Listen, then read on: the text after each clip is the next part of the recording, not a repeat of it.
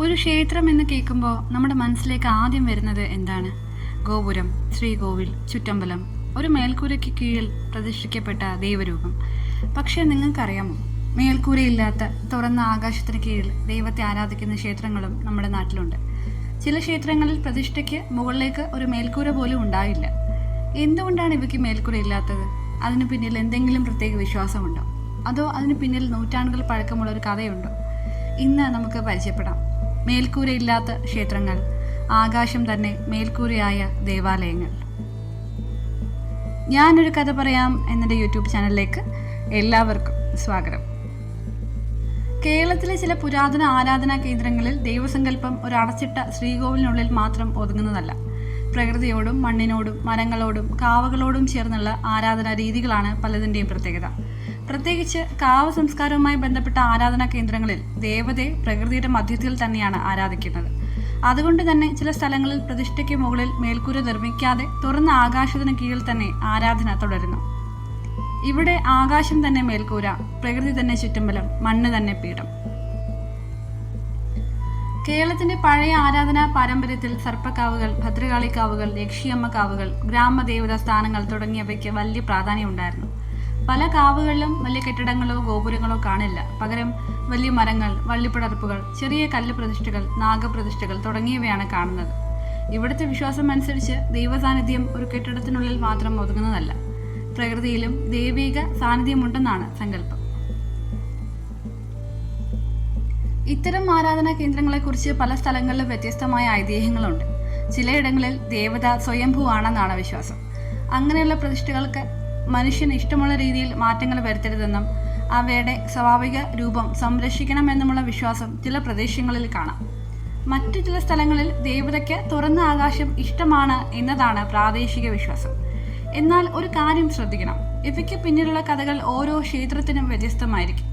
അതുകൊണ്ട് എല്ലാ മേൽക്കൂരയില്ലാത്ത ക്ഷേത്രങ്ങൾക്കും ഒരേ കാരണം തന്നെയാണെന്ന് പറയാൻ കഴിയില്ല. ഇത്തരം സ്ഥലങ്ങളുടെ ഏറ്റവും വലിയ പ്രത്യേകത പ്രകൃതിയുമായുള്ള ബന്ധമാണ്.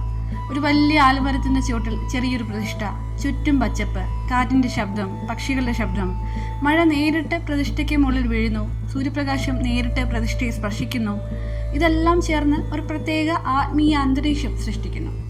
അതുകൊണ്ട് തന്നെ ഇത്തരം സ്ഥലങ്ങളെ വെറും ക്ഷേത്രങ്ങളായി മാത്രം കാണാതെ പ്രകൃതിയെയും പാരമ്പര്യത്തെയും സംരക്ഷിക്കുന്ന ആരാധനാ കേന്ദ്രങ്ങളായും കാണാം.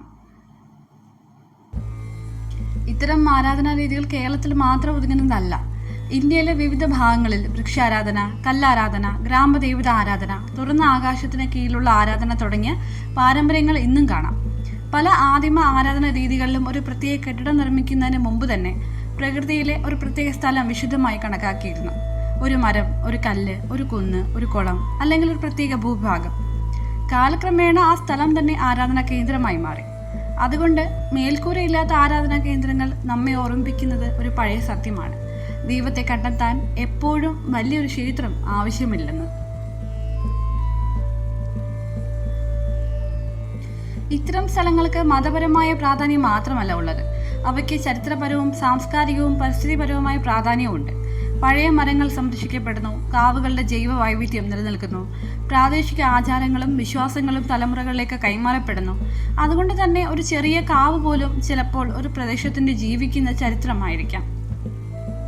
ഒരു ക്ഷേത്രത്തിന് മേൽക്കൂര ഇല്ലെങ്കിൽ അത് അപൂർണമായൊരു ക്ഷേത്രമാണോ?